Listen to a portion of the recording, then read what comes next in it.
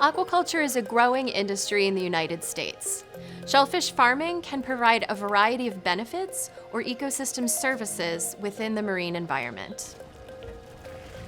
On shellfish farms around the country, growers use a variety of gear that protects their animals and reduces the farm's footprint.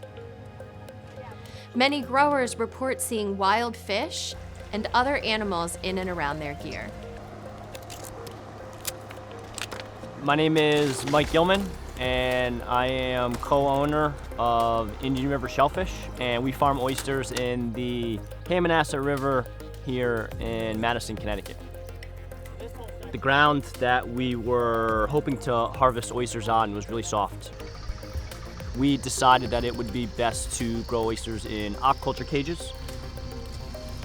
Our cages pretty much immediately created substrate and kind of these oyster reef structures, which definitely attract all sorts of marine life.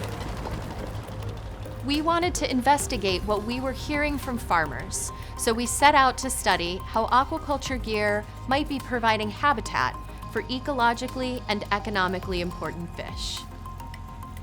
In 2017, we set out with GoPro cameras to record underwater activity around oyster farms.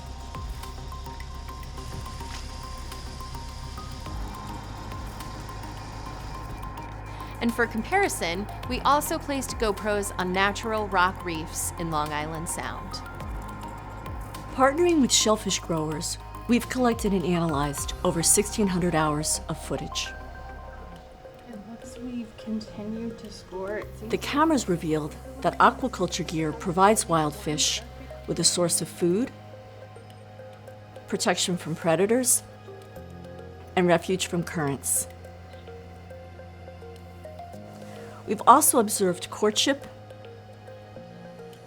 and reproductive activity,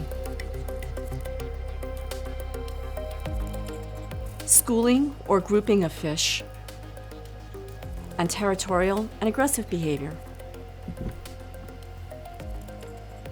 Our data indicate that fish abundance and behavior on oyster cages is similar to natural boulder habitats. And for species like black sea bass, scup, and tautog, we actually see more fish on farms than on certain natural habitats. The cages act much like an artificial reef, adding structure to otherwise flat seafloor. To date, we've observed 21 different species around the oyster cages, including fish that commercial and recreational fishermen love to catch.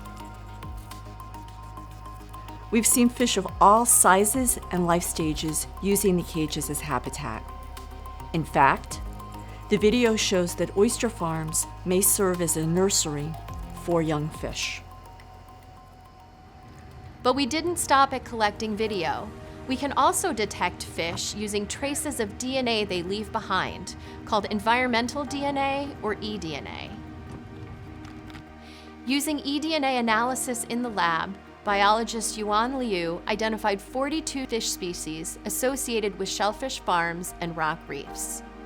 This complementary method helps us detect fish that are nocturnal, hiding in the cages, or blending in with the seafloor, all of which make it challenging to catch them on video. Our findings confirm the anecdotal evidence from shellfish growers that aquaculture cages are attracting wild fish. And following our citizen science guide, growers are now collecting their own video and documenting the species using their farms as habitat. We're working with shellfish regulators to identify ways that this information can aid the permitting process for new and expanding shellfish farms. All this effort leads to greater understanding of the unintended but really cool benefits of shellfish aquaculture.